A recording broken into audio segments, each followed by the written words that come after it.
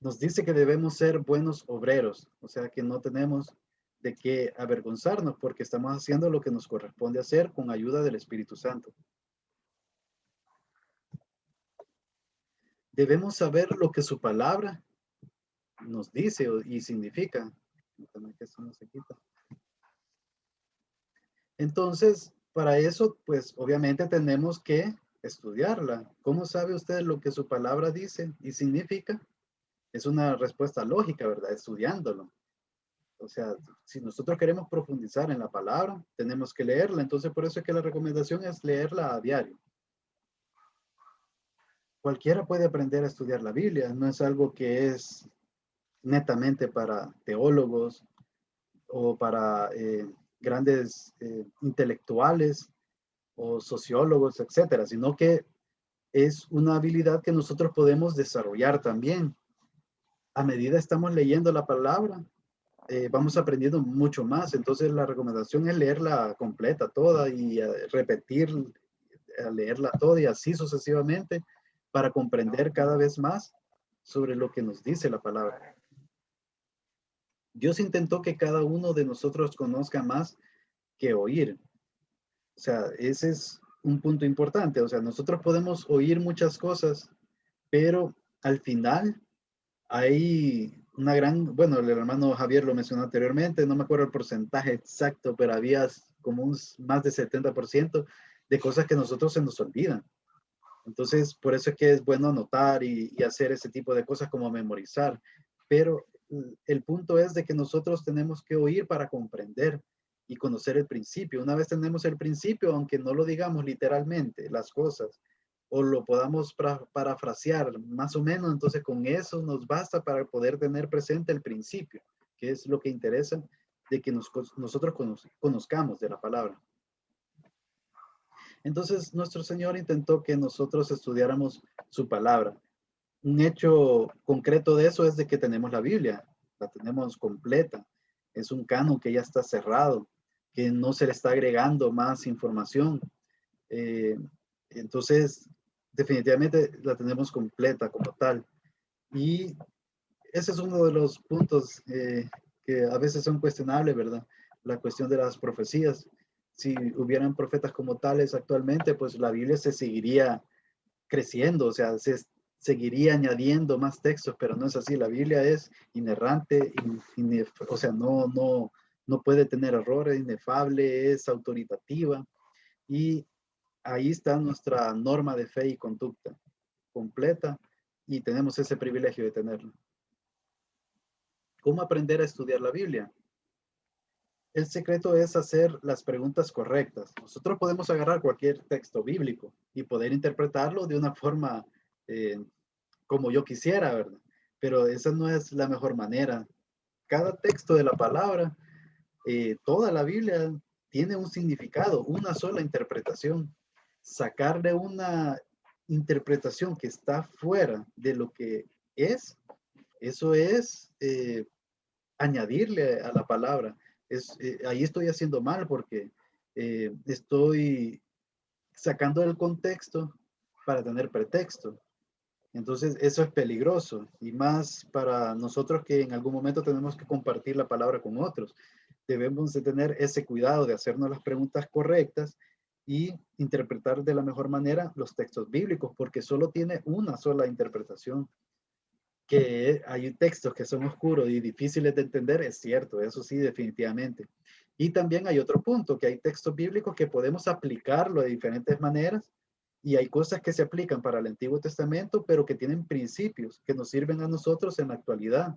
Entonces, eso lo quiero aclarar porque no significa de que todo lo del Antiguo Testamento ya pasó y eso no nos atañe a nosotros, no es así, ¿verdad? Sino que ahí hay principios eternos que todavía hoy en día los debemos de aplicar. Entonces, es una habilidad que puede aprenderse, eso de estar cuestionando el texto bíblico para que podamos conocer más el contexto y de lo que se está hablando en esos versículos. Usted puede mirar un pasaje de la escritura y aún no saber dónde empezar. Y eso es cierto. O sea, nosotros nos puede suceder en más de alguna ocasión Pero para eso entonces vamos a hacer preguntas que puedan hacer y aplicar a cualquier pasaje de la escritura y lograr alguna información o poder profundizar un poco más sobre lo que estamos leyendo. Por ejemplo, nos podemos hacer la pregunta de quién corresponde esta historia, por ejemplo, o este discurso de este apóstol. ¿Quién es o a quién va dirigido? También podemos preguntarnos el qué es lo que están haciendo, qué está pasando, cuándo. Tenemos que ubicarnos en su contexto histórico y de su fecha de la situación en donde se dio ese acontecimiento, porque hay cosas que son por su contexto histórico, tal vez no aplica mucho para nuestro tiempo, pero sí tiene un principio que podemos aplicar. Entonces, por eso es importante el cuándo. El dónde, también dependiendo de la ubicación, de la cultura, porque cada región pues tiene sus propias culturas muchas veces y esas cosas a veces nos hacen que nosotros no entendamos bien la palabra porque tal vez a nivel cultural es diferente. Por ejemplo, los días de reposo en el tiempo de Israel no solo eran los sábados, habían días de reposo que eran de fiestas solemnes. Por ejemplo, los panes sin levadura. El primer día de la fiesta de los panes sin levadura era Santa Convocación y era día de reposo. Nadie podía hacer ningún trabajo. Y no necesariamente caía en sábado, sino que era un día en el que caía según la fiesta de los panes sin levadura, que era el día 15 del primer mes que contaban los judíos. Eso se puede ver en Levítico 23, me parece. Entonces, pero es importante eso, ubicarse el dónde, en qué situación están. El por qué también es otra pregunta y el cómo. Todo eso nosotros podemos cuestionar al texto y nos puede enriquecer mejor el entendimiento del mismo. Continuando. Hola. Que lo interrumpa. Sí, díganme. Fíjense, si acercar un poco más el micrófono, que no se escucha, fíjense. Y como aquí estamos en ambiente, ¿verdad? No, se pierde la voz, no la escuchamos bien. Por favor, gracias, hermano. Sí, sí, de acuerdo. Voy a acercarme un poco más, aunque no, voy a apagar la cámara, pero me voy a acercar más a la computadora, entonces espero que se oiga un poco mejor. Ok, gracias, hermano. Bien, quiero ver si puedo hacer algo con respecto a los controles.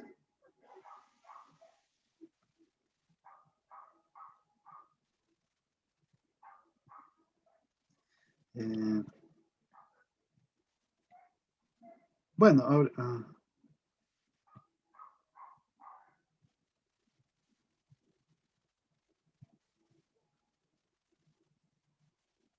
bueno, me voy a acercar más para que se oiga mejor.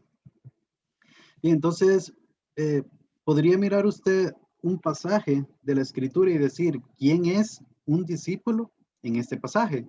Por poner un ejemplo. Y creo que había puesto yo un ejemplo por aquí. Ah, vaya.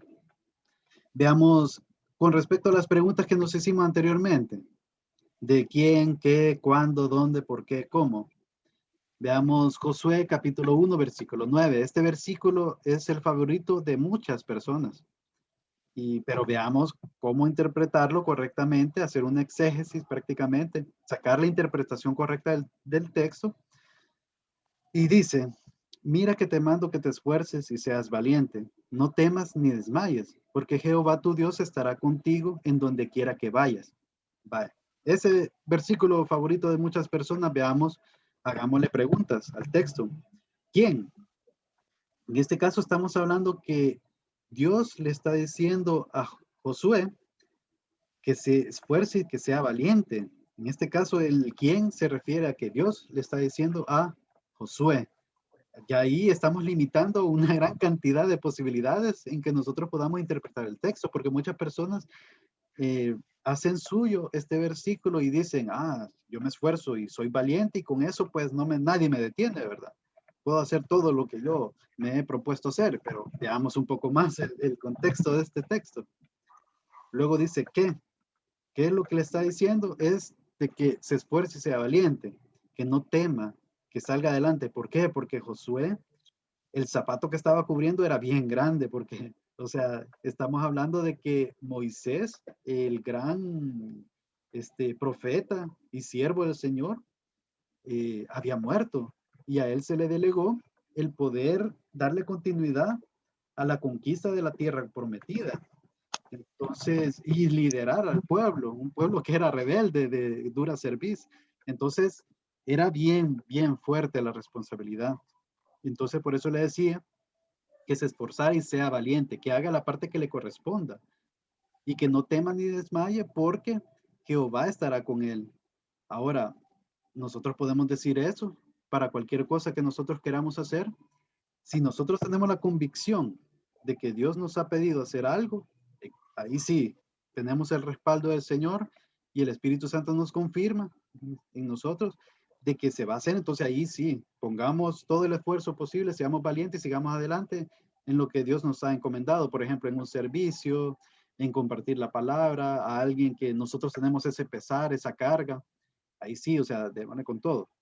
Pero si estamos, ¿qué? Pidiendo cosas de este mundo, cosas que son, ¿qué? Cosas propiamente del mundo, ¿verdad? Entonces, ¿se podrá aplicar realmente este texto para algo así? También dice, ¿cuándo? El contexto del tiempo pues ya lo mencioné, fue en los tiempos de que Israel iba a conquistar la tierra prometida. Ya, ellos habían estado en Egipto, en esclavitud, y salieron de Egipto. Dios los sacó con mano fuerte, con mano poderosa, y los llevó a través del desierto por 40 años eh, hacia la tierra prometida. Entonces, ese era el contexto de ese tiempo, hace bastante tiempo realmente, pero todavía nos enseña mucho todas esas historias y nos dan el contexto de lo que ahora tenemos en la palabra, en el Nuevo Testamento.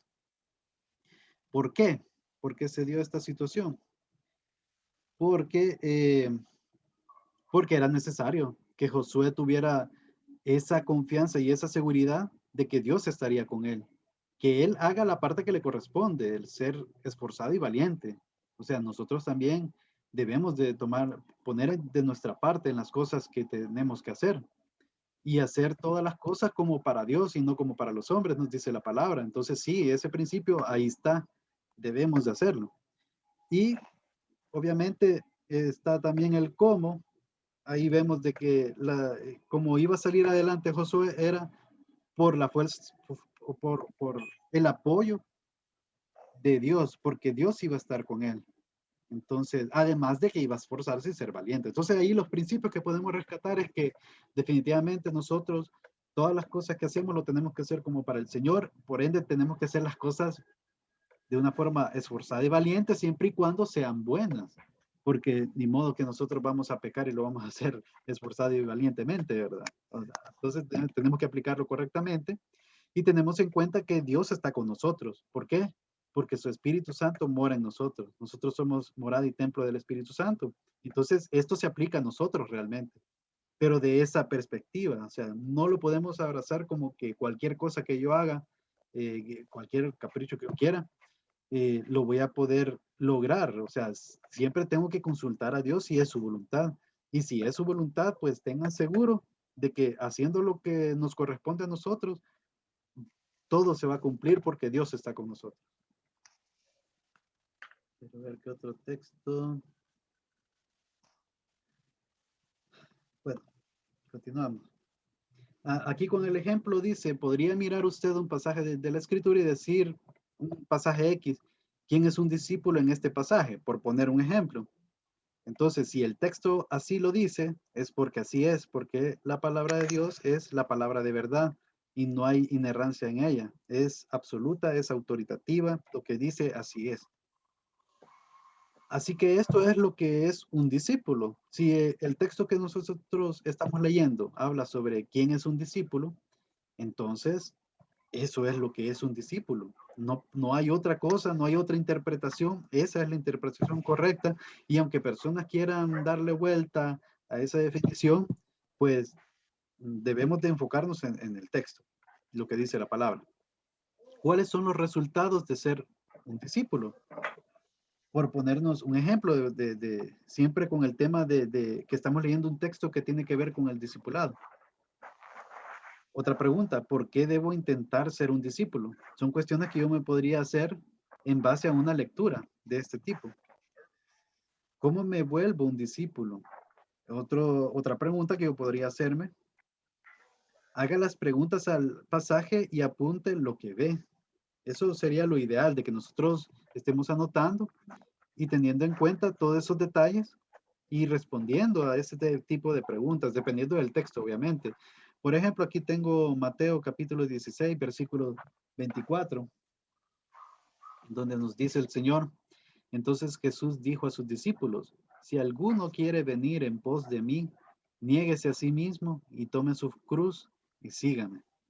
Este pasaje es difícil, sumamente difícil, porque prácticamente aquí estamos viendo que el Señor quiere que nosotros nos despojemos del yo, de ese ego, de ese orgullo nuestro, y que lo sigamos, a que aunque seguirlo implica prácticamente tomar la cruz, o sea, ir como oveja al matadero, ¿verdad? ¿Por qué? Porque este mundo odia a los hijos de Dios. Este mundo, hay muchas personas que nos odian, simplemente quieren hacer mal, pero nosotros confiemos porque Jesús ha vencido al mundo y Él nos ha dado su espíritu para que podamos salir adelante y hagamos todo conforme a su voluntad. Entonces, este es un verdadero discípulo.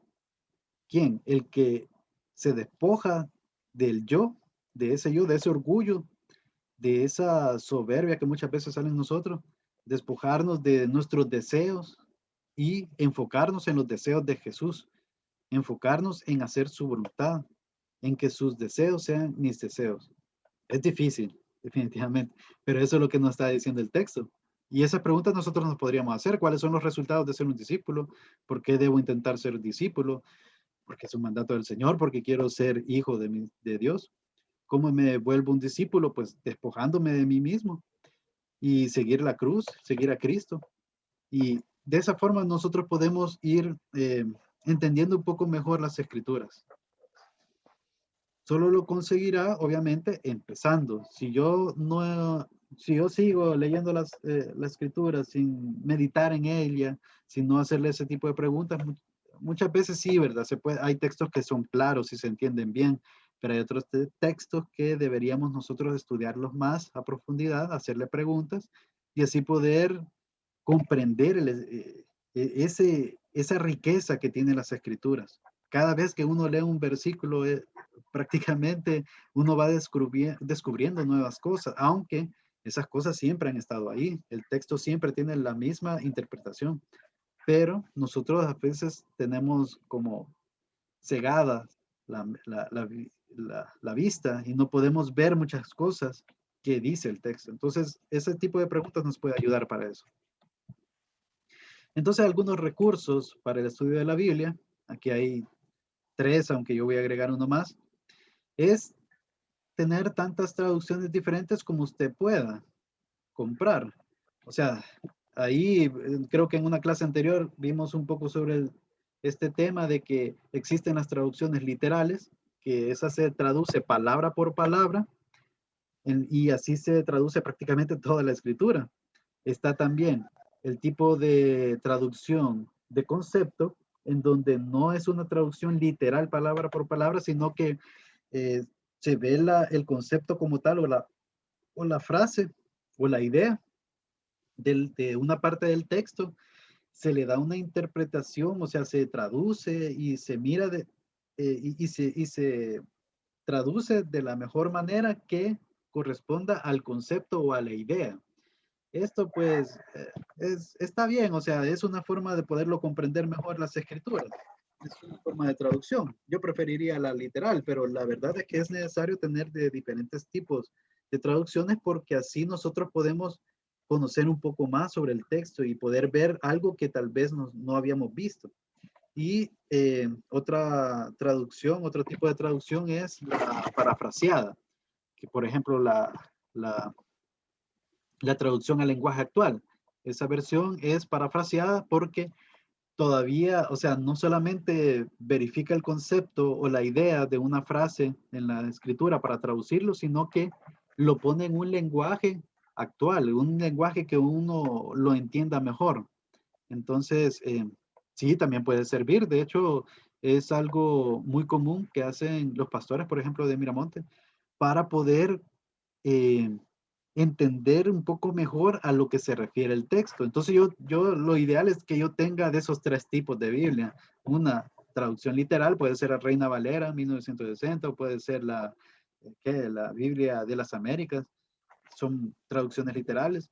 De ahí tendría que tener una traducción de, ¿cómo se llama? De concepto, de idea, que podría ser la NBI, por ejemplo, y una parafraseada, digamos la traducción en lenguaje actual. Esas podrían ser tres buenas Biblias que yo pueda tener para poder comprender un poco mejor el texto.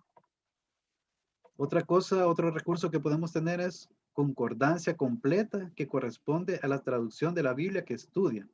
Acuérdense que en la Biblia, generalmente en la Reina Valera, pero hay Biblias que no lo traen, pero la mayoría sí lo traen, tiene una parte de concordancias con lo que yo puedo verificar y hacer referencias cruzadas de ciertos textos bíblicos. Entonces, esto es bastante útil, lo podemos utilizar, entonces asegurémonos de que esas concordancias estén completas en la Biblia que nosotros tengamos para que podamos estudiarla de la mejor manera. Otra cosa que podemos tener es un diccionario bíblico y una enciclopedia. El diccionario bíblico nos va a ayudar a que hay conceptos tal vez que no lo tenemos claro en la escritura, entonces podemos ver en el diccionario y conocer mejor a lo que se refiere. No sé, ejemplos hay un montón, ¿verdad? Por ejemplo, bueno, eh, con este, el aguijón, no, quiero ver cómo se llama. Bueno, hay palabras en la Biblia tal vez que hacen falta conocer un poco mejor. Por ejemplo, la unción. ¿Qué significa unción? O también, no sé, o sea, redención. ¿Qué es la redención? Entonces, ese tipo de palabras muchas veces es difícil. Si nosotros lo buscamos en internet o en un diccionario normal, pues vamos a ver una definición, pero la definición bíblica es un poco diferente en algunas ocasiones, entonces lo mejor es tener un diccionario bíblico. Y la enciclopedia nos puede servir para tener un mejor contexto histórico de la situación, porque acuérdense que muchos pasajes de la Biblia son antiguos, son en tiempos bastante remotos. Entonces es bueno conocer cómo era el territorio, cuál era el contexto de las naciones que estaban a su alrededor, cómo era más o menos el clima o las costumbres, cosas así. Eso nos puede ser de mucha utilidad en una enciclopedia. Finalmente, un recurso que yo añadiría aquí son el recurso de Internet. Ahí en Internet nosotros podemos tener acceso a una gran cantidad de páginas web, una gran cantidad de videos. Eso sí, debemos de tener cuidado de filtrar todo lo que vemos también. Entonces, no sé, hay páginas que son bastante buenas, que donde hay sana doctrina. Por ejemplo, hay una página que se llama godquestion.org. Esa es bastante buena y hay sana doctrina. O sea, nunca he visto algo que esté fuera de lo que dice la palabra. Y también hay otra página que se llamaba Estudios Bíblicos, me acuerdo. Y quiero ver, hay predicadores que son de sana doctrina también. Por ejemplo, Miguel Núñez, Sugel Michelén, está Juan Manuel Vaz, Will, quiero ver, Will Graham. Está, bueno, hay una gran cantidad de predicadores, David Barceló, que son de sana doctrina y que nosotros podemos estudiar, o sea, oír sus predicaciones y sí, no se sale de la doctrina, por lo menos de nosotros, bíblica primeramente y bautista. Entonces, nos dice Proverbios capítulo 7, versículos del 2 al 3, guarda mis mandamientos y vivirás. Acuérdense que los proverbios son consejos, son principios que nos sirven para la vida. Guarda mis mandamientos y vivirás, y mi ley como las niñas de tus ojos. O sea, la tenemos que amar, atesorar, tenerla presente en nuestras vidas. Lígalos a tus dedos, escríbelos en la tabla de tu corazón. O sea, hay que tenerlo presente. ¿Por qué? Porque en el momento que aparezca una situación, nosotros podamos, con base a ese conocimiento, actuar y tomar las decisiones correctas. ¿Por qué? Porque lo estamos aplicando. No solamente es oír, sino que es hacer la palabra. Ahí es cuando estamos haciendo realmente, cuando estamos aplicando ese conocimiento que tenemos de la palabra en las situaciones cotidianas de la vida. ¿Cómo memorizar la palabra? Este es otro recurso, bueno, un método muy importante para el estudio de la palabra, que es la memorización. De hecho, ahí en el material les dice que nada va a ser más por su vida espiritual que memorizar las escrituras. Y sí, es cierto, la verdad es que para tener argumentos, para poder hablar con propiedad, muchas veces debemos de memorizar la palabra. Y no solamente, sí es bueno que nosotros conozcamos y podamos parafrasear lo que dice la palabra. Es importante porque lo importante es el conocimiento que tenemos, pues según lo que vimos anteriormente en una lámina anterior. Pero el memorizar nos ayuda a poder argumentar de la mejor manera y tener más claro los conceptos y tener más claro lo que el pasaje nos dice, el espíritu, lo que el pasaje interpreta. Entonces, uno de los hábitos más poderosos que usted puede desarrollar es memorizar la escritura. Cuando la pone en su mente, descubrirá que vienen a la mente cuando más la necesitan. Eso es importante porque al tenerlo presente, memorizado un versículo bíblico y les sucede algo en donde ustedes tienen que tomar algún tipo de decisión o hacer algo, en ese momento, si ustedes meditan en lo que, qué haría Jesús, ¿verdad? O qué haría, o qué los que me dice la palabra al respecto. Entonces yo ahí puedo traer esos versículos y tenerlos presentes. Si yo estoy afligido, pues yo puedo traer esas promesas de la palabra y poder sentir consuelo, poder tener paz. Entonces es importante en ese caso la memorización. Si no los hubiera memorizado, habrá perdido una oportunidad para resolver un problema, dar una palabra de respuesta o cosas por el estilo. Muchas veces hay personas que se abocan a nosotros para pedir un consejo o querer hablar con nosotros por alguna situación que les pasa. Y muchas veces la palabra de Dios nos puede ayudar para darle ese consuelo, ese consejo adecuado, porque es conforme a la verdad en su palabra. Entonces vamos a ver algunos beneficios de memorizar las escrituras. Primero tenemos resistir la tentación. De hecho, Jesús, en la tentación que tuvo, cuando Satanás le estaba tratando de tentar, él le argumentó siempre con la palabra. Escrito está, decía. Y por ejemplo, no solo de pan vivirá el hombre, sino de toda palabra que sale de la boca de Dios. Entonces eso fue lo hizo, o sea, porque, bueno, obviamente es Dios. Jesús era hombre 100%, pero era Dios también, es Dios también, y es hombre 100%. Entonces, obviamente, Él conoce todo, pero nos da ese principio también de que hay que memorizar y en esos momentos específicos donde se tiene que usar, lo podemos nosotros usar con propiedad. Entonces, podemos resistir la tentación. Vamos a ver un texto bíblico, Salmo 119, versículo 11. En mi corazón he guardado tus dichos para no pecar contra ti. El salmo es bien, este versículo es bien básico, bien sencillo, pero que habla justamente sobre esto. Tomar decisiones inteligentes. Esto lo podemos ver en Salmo. Bueno, aquí había un error. Este Salmo 110:10 no existe, pero yo les coloco dos salmos adicionales para poner esto en contexto. Tomar decisiones inteligentes. Dice el Salmo 25, versículo 12. ¿Quién es el hombre que teme a Jehová? Él le enseñará el camino que ha de escoger. A nosotros tener temor de Jehová, o sea, tener ese respeto, esa reverencia, creerlo obviamente, creer en Él, en su Hijo.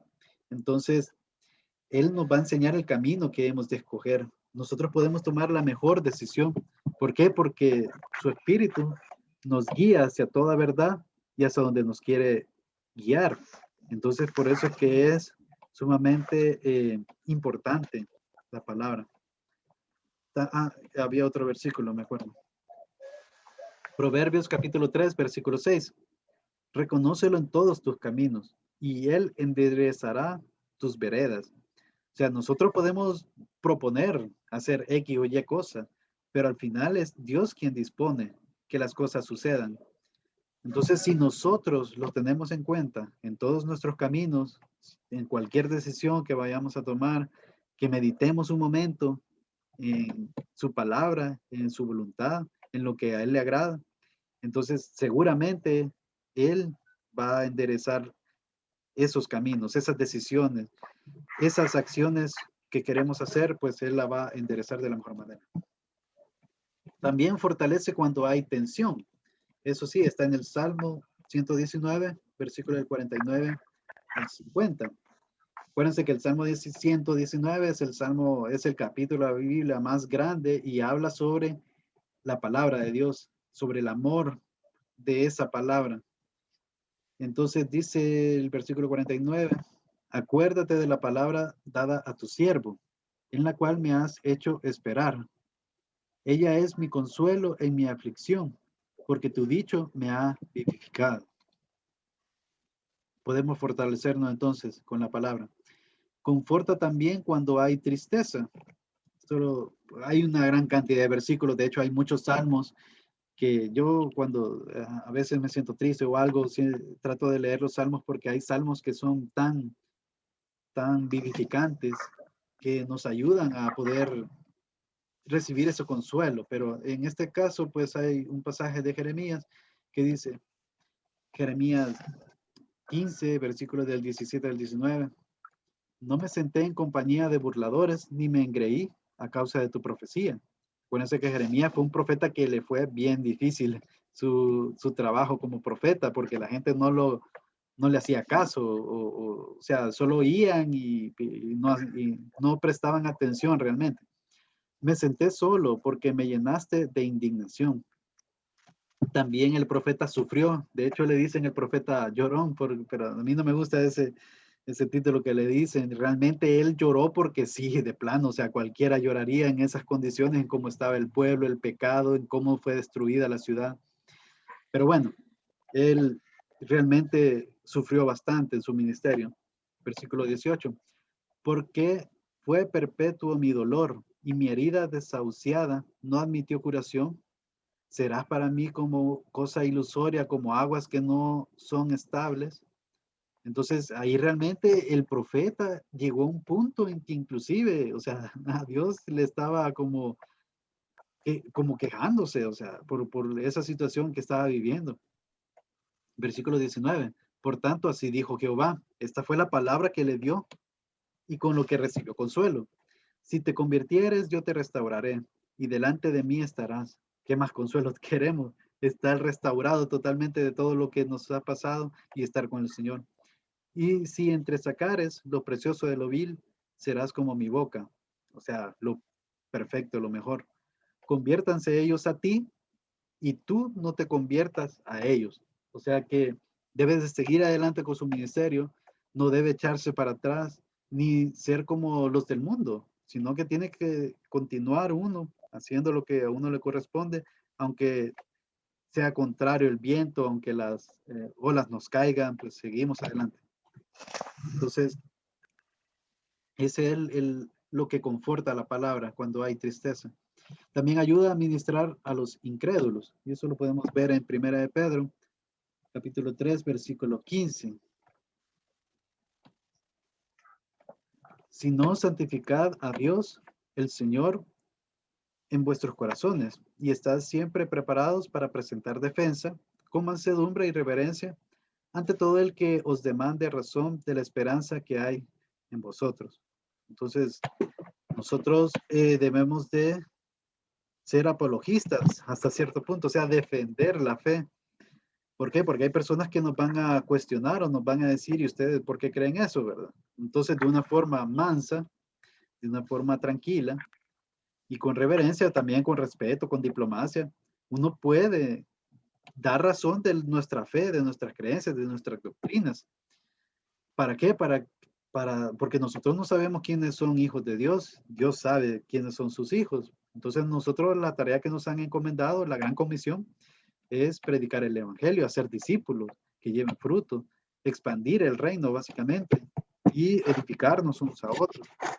Entonces, realmente es una tarea titánica, pero es necesario que nosotros la hagamos y la podemos hacer de esa forma, como defendiendo la fe o compartiendo con otros esa esperanza que hay en nosotros, esa bondad, esa hermosura del Evangelio, que la salvación es por gracia y no por obras, y que nosotros podemos vivir una vida agradable a Dios por su Espíritu, que somos aceptables a Dios por la fe en Cristo Jesús, por lo que Jesús hizo por nosotros. Bien, ¿cómo meditar en las Escrituras? Meditar en la Biblia es enfocar el pensamiento en un verso de la Biblia a fin de descubrir cómo puedo aplicar su verdad a mi propia Biblia, en mi propia vida, perdón. Entonces, nosotros debemos de tomar ese tiempo de meditación, agarrar un texto bíblico, o sea, no necesariamente, o sea, está bien que nosotros tengamos un método de lectura de la Biblia, digamos, leamos 3, 4 capítulos diarios, está bien, excelente. Pero hay veces que es necesario que meditemos un poco más. Tal vez podríamos agarrar un solo capítulo, pero ir leyendo versículo por versículo y meditar en ello. Eso sería mucho que mejor y hacerle las cuestiones, los cuestionamientos o las preguntas que hablamos anteriormente para conocer un poco más y profundizar más. Entonces, eso nos va a ayudar mucho para poder realmente tenerla presente en nuestra mente en los momentos que más lo necesitamos para aplicarlo de la mejor manera y poder hacer conforme a la voluntad de Dios. Entonces, eso es lo que debemos hacer con la palabra de Dios. Entonces, debemos enfocar nuestros pensamientos, pasar tiempo en el estudio de la palabra, intentando absorber toda nutrición y comida espiritual de la palabra de Dios. Es algo como cristianos que es necesario que nosotros podamos profundizar más en la palabra. ¿Por qué debemos meditar en la escritura? Es la clave para llegar a ser como Cristo, que esa es nuestra meta final. Nosotros al convertirnos como hijos de Dios, en ese momento hay un cambio de estado, por así decirlo. Nuestro registro allá en el libro de la vida del Señor, o sea, nosotros ya estamos ahí, obviamente, ¿verdad? Pero nuestro estado en ese momento que nos convertimos cambia de incrédulo, de perdido, de enemigo de Dios inclusive, cambiamos a hijo de Dios por medio de la fe en Cristo Jesús, como hijo adoptado de Dios. Entonces, en ese momento nosotros ya somos santos, ya somos apartados, tenemos la esperanza de gloria. Pero de ahí para allá sigue la santificación progresiva por medio del Espíritu Santo que ahora mora en el creyente. Entonces, ¿cuál es el objetivo del Espíritu Santo? ¿Cuál es el objetivo de la ley que está en la palabra?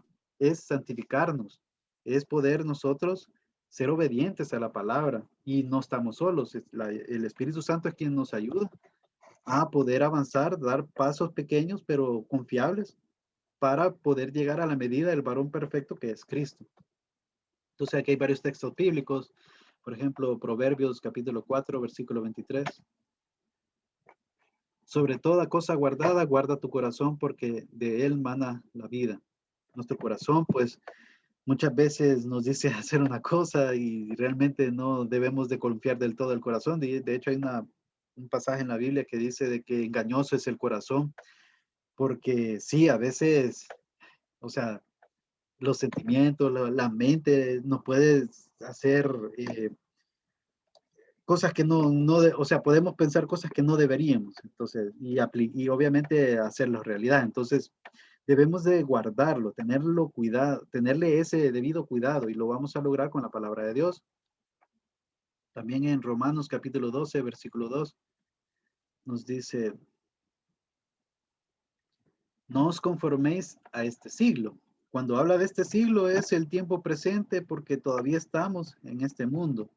Mientras no venga el siglo venidero, que sería el reino de Dios, el reino de nuestro Señor Jesús, este mundo, pues vamos a vivir en un mundo caído. Nosotros eh, vivimos en esta carne pecaminosa, hacemos lo que no queremos.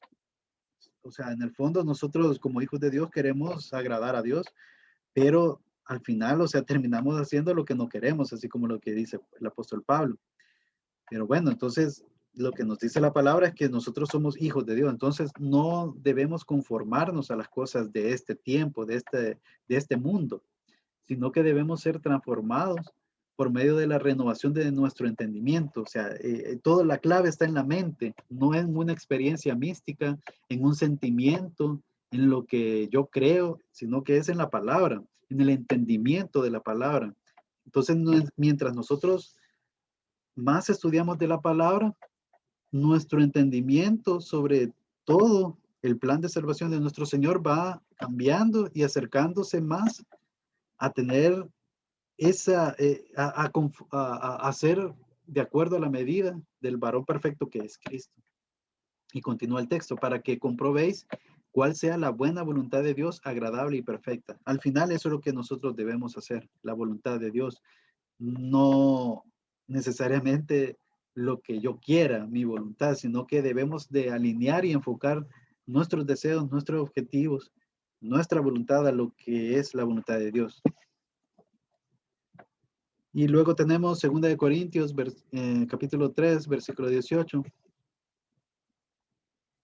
Por tanto, nosotros todos, mirando a cara descubierta como en un espejo la gloria del Señor, ahí estamos hablando de que nosotros somos parte de, o sea, como tenemos la imagen y semejanza de Dios y que nosotros en Cristo Jesús somos hijos de Dios y somos aceptos al Padre, entonces al vernos en el espejo, o sea, estamos prácticamente reflejando la gloria de Dios. Entonces somos transformados de gloria en gloria en la misma imagen como por el Espíritu del Señor. Ahí podemos ver lo mismo que estamos hablando, o sea que nosotros nuestra meta es ser como nuestro Señor Jesús. Obviamente nunca lo vamos a hacer porque Jesús es Dios y no hay nada que se le parezca a Dios porque Dios es 3 veces santo, apartado, totalmente diferente. No hay nadie como Él. Pero nosotros podemos ir avanzando, así como dice la palabra, de gloria en gloria, a su imagen. Y una imagen, recuerden que es una representación de algo, no es propiamente ese algo. Entonces nosotros vamos a llegar a parecernos, a ser similar, mas no vamos a ser Dios, así como decía el Cash Luna, que somos Jehová Junior, no, ¿verdad? Sino que nosotros vamos a ser una representación, una imagen del Señor No perfecto. más, ¿Ah? no vamos a ser junior. Cabal, no somos juniors ni vamos a ser juniors, sino que sí somos hijos de Dios, ¿verdad? Pero no somos Dios. Ajá, ajá. Pero sí, nuestra meta es ser como Cristo, una imagen de Dios. Y no estamos solos, como les vuelvo a repetir, dice la Escritura, como por el Espíritu del Señor. Ya habíamos dicho, ¿verdad? Que el Espíritu Santo es tanto enviado por el Padre como por el Señor Jesús. Entonces, el Espíritu del Señor es el mismo Espíritu Santo. Y es el Espíritu Santo que nos va guiando también a ser y llegar a ser a esa medida del varón perfecto. Entonces, esto es la clave para la oración contestada. Vamos a ver en Juan capítulo 15, versículo 17. Si permanecéis en mí y mis palabras permanecen en vosotros, pedid todo lo que queréis y os será hecho. Podemos tener esa promesa que nosotros haciendo la voluntad del Señor, como habíamos dicho, pues, y que tengamos alineados nuestros objetivos, nuestras metas, nuestros deseos a los deseos de nuestro Señor, entonces tengamos seguros que todo lo que nosotros pidiéramos al Padre va a ser hecho. ¿Por qué? Porque está hablando de si permanecéis en mí y mis palabras permanecen en vosotros. O sea que estando lleno de la palabra de Dios, nosotros queremos hacer su voluntad. Y por ende, esa voluntad es agradable al Señor y quiere que nosotros la hagamos. Entonces, es la clave para una vida de éxito. Y vemos, bueno, Josué capítulo 1, versículo 8. Aquí veamos el contexto, ya hablamos de todo esto, ¿verdad? Que uno tiene que hacerle preguntas al texto. Sí, este fue un contexto diferente, fue dado a una persona específica, pero podemos extraer ciertos principios. Aquí dice, nunca se apartará de tu boca este libro de la ley, sino que de día y de noche meditarás en él, para que guardes y hagas conforme a todo lo que en él está escrito. porque entonces harás prosperar, tu camino y todo te saldrá bien. Acordémonos que este es el pacto mosaico. Ahora estamos en el nuevo pacto. Y si bien Dios es bueno y Él nos bendice y definitivamente no hay esfuerzo que sea en vano, pero nosotros tenemos la mejor bendición espiritual y celestial, que es la salvación y la vida eterna. Lo que se había perdido en Cristo Jesús, nosotros podemos tener lo que es la salvación. Y esa es la mejor bendición de todas. Pero obviamente, el vivir conforme a la voluntad de Dios y perseverar en obedecer su palabra, pues tengamos seguros que vamos a ser bendecidos por Él. Y bueno, también los apóstoles fueron muy bendecidos por Dios y padecieron, sufrieron aflicción, de hecho murieron mártires, pero ellos en su corazón estaban gozosos y de hecho hay una parte en Hechos, no me acuerdo dónde, en donde dicen de que fueron golpeados o le dieron latigazos a Pedro y no me acuerdo quién otro, y ellos al salir estaban gozosos por haber sufrido, padecido por el nombre de Jesús. Entonces, imagínense, o sea, qué grado en qué nivel estaban ellos de estar bajo la voluntad de Dios y bajo la guía y dirección del Espíritu Santo. Bien, bien, por la hora nos vamos a quedar hasta aquí porque entiendo que una hora es de 8 a 9. Entonces, para que haya tiempo para que puedan ir al culto y todo. Entonces, muchas gracias por el tiempo, hermanos. Nos vamos a quedar hasta aquí. No sé si hay alguna pregunta o comentario para que podamos verlo en este tiempo. Gracias, hermano. Bueno, excelente. Gracias, hermano. Entonces, si no hay preguntas, vamos a orar para que podamos tener un tiempo bonito en el culto y para que podamos tener ese tiempo también y dar cierre a la clase. Entonces, permítame, solo voy a guardar la asistencia, que va 14, hoy es 14. Y hoy es Día del Amor y la Amistad, ¿verdad? Entonces, muchas felicidades, hermanos. Espero que la pasen bien con sus seres queridos. Muchas bendiciones. Y pues, qué bueno que podamos guardar un tiempo en el año, aunque debería ser siempre, ¿verdad? De poder estar con nuestros seres queridos y decirles cuánto los amamos, los queremos. Entonces, espero que también lo hagan. Bien, entonces vamos a orar en este tiempo. Señor, te damos las gracias por tu palabra, por tu amor, por tu misericordia.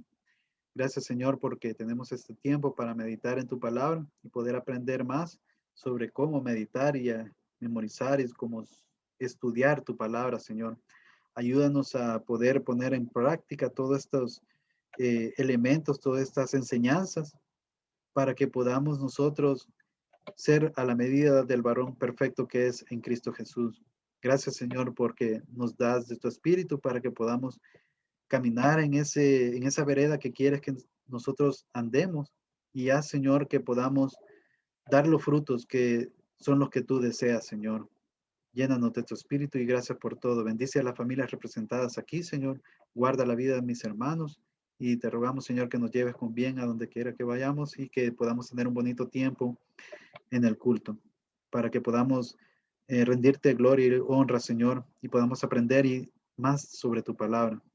En Cristo Jesús te damos las gracias por todo. Bendice a cada uno de mis hermanos, Señor. Amén y amén. Bien.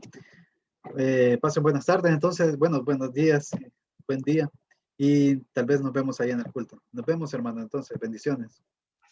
Adiós, cuídese, Oscar. Gracias, nos veremos, entonces, cuídense.